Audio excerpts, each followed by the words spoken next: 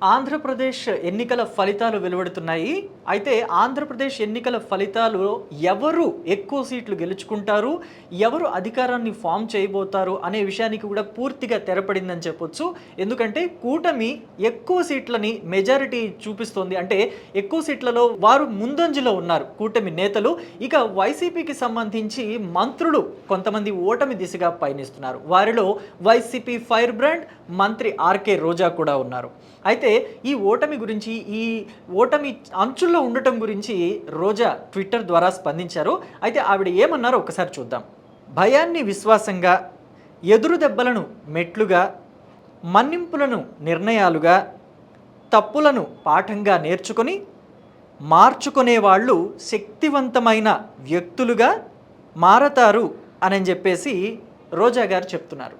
అయితే ఓటమి అంచులకు వచ్చేసరికి ఇంత ఒద్దిక రోజా గారిలో వచ్చింది. కానీ 2019 ఎన్నికల సమయానికి ఇప్పటికీ చాలా తేడా ఉందని చెప్పొచ్చు. ఎందుకంటే 2019 ఎన్నికల సమయంలో ఆవిడ గెలిచిన వెంటనే చేసిన వ్యాఖ్యలు చాలా దుమారాన్నే రేపాయి. ఎందుకంటే చంద్రబాబు నాయుడు గారు ఆ రోజు ముఖ్యమంత్రిగా, ఆ టైంలో అంతవరకు ముఖ్యమంత్రిగా ఉన్న చంద్రబాబు నాయుడు గారు ఎలక్షన్లకి ముందు ఆంధ్రప్రదేశ్లో మహిళలకి పసుపు కుంకుమ పథకం కింద డబ్బుల్ని పంచడం జరిగింది. అయితే ఆంధ్రప్రదేశ్ మహిళలు పసుపు కుంకుమ కింద డబ్బులు తీసుకుని చంద్రబాబు నాయుడికి ఉప్పు కారం పూశారు అని చెప్పేసి రోజా గారు ఎద్దేవా చేశారు. మరి ఇప్పుడు ఏమని చెప్పాలి?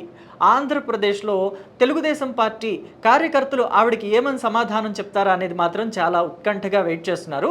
కొంతమంది అయితే ఇప్పటికే ఆవిడకి రివర్ట్ అంటే కౌంటర్లు ఇస్తున్నారు. ఏమంటే బటన్ నొక్కే కార్యక్రమం చేపట్టారు జగన్మోహన్ రెడ్డి గారు, ఆయన్ని ఇంటికి పంపించే బటను ఆంధ్రప్రదేశ్ జనం నొక్కారు అని చెప్పేసి ఎద్దేవా చేస్తున్నారు. సో ఏదైనా సరే గెలుపు అంటే ఓటమి వచ్చినప్పుడే కాదు ఇంత ఒద్దిక ఉండాల్సింది, గెలుపు వచ్చినప్పుడు కూడా ఇదే ఒద్దిక ఉండాలి అని వైసీపీ ఫైర్ బ్రాండ్ రోజాని చూసి నేర్చుకోవాలేమో.